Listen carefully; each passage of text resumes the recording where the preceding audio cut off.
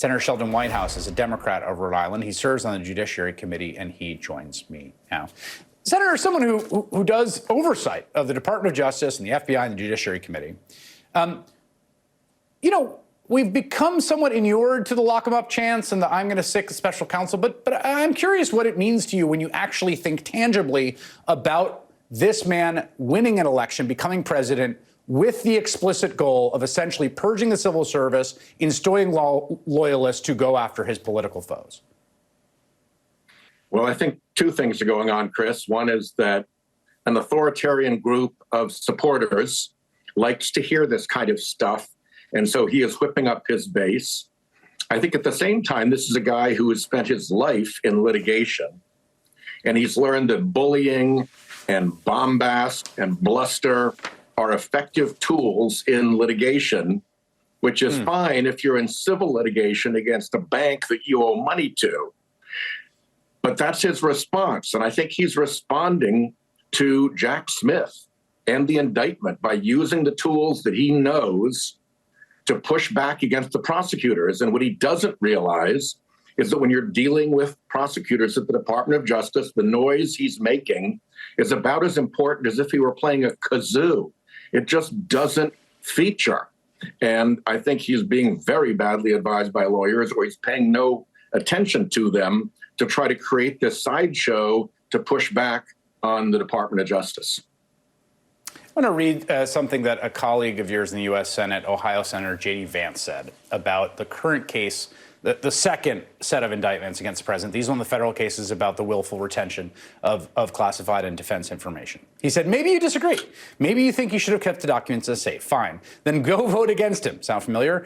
I try to understand the left perspective, but on this question, showing Trump in prison over a political issue, they've passed the Rubicon. There is no going back. Do you think that's what this is, trying to throw him in jail over a political issue?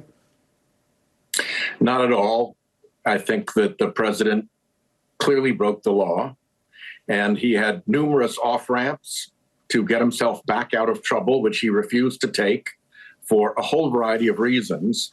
And I think the rule of law in the United States would really have been sundered if the Department of Justice had not pursued the case. Remember that there was an Air Force officer just weeks before who was sentenced to years in prison in Florida for having taken classified records home with him. Real people are paying serious penalties when they engage in this kind of behavior, and Trump needs to be held accountable in exactly the same way.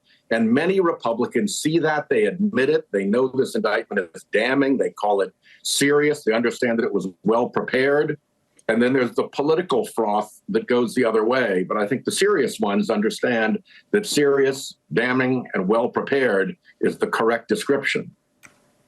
Yeah, I should note that today, in fact, another example of someone being indicted for this charge, Jack Teixeira, who is that leak suspect in the National Guard in Massachusetts. Federal jury on Thursday indicted him on 6 counts of willful retention, transmission of national defense information. You know, the same sort of thing. It's only 6 counts as opposed to 37, we should note in that case. There's another aspect of sort of the system holding or not here, right? Because Trump has sort of declared himself outside of it. He is sort of saying that I will try to take it down. He tried in a sort of floundering way often while he was president. And in many respects, it did hold, right? It wasn't like you just call up U.S. attorneys and say, you know, go after those folks. They wouldn't do it, right? More or less, that sort of held. A little bit of William Barr messing around. The judiciary is another thing that I think you think about in a liberal democracy, and when it's holding against a force like this. In the litigation after the election, the judiciary held, by and large, right? Didn't matter if they were appointed by Donald Trump or Barack Obama. These were baseless claims. They were laughed out of court. But in the case of the current judge, Aileen Cannon, who is a Trump appointee and is in the strange position of supervising a criminal trial of the man that appointed her, there is concern about that. And as someone who is focused a lot on the judiciary, how concerned are you about the judiciary?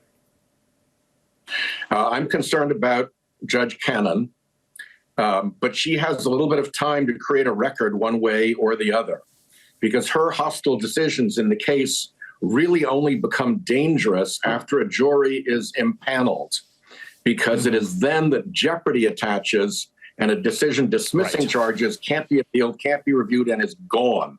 So in all the motion practice between now and then, she will create a track record that Jack Smith can evaluate as to whether she should recuse herself.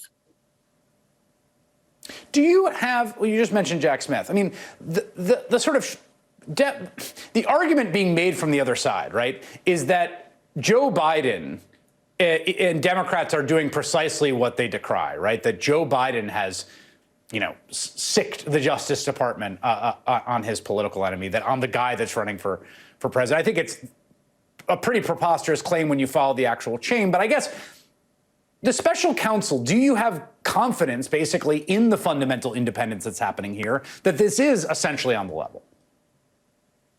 Yeah, absolutely. First of all, I think the Biden administration bends over backwards to stay out of Department of Justice business generally.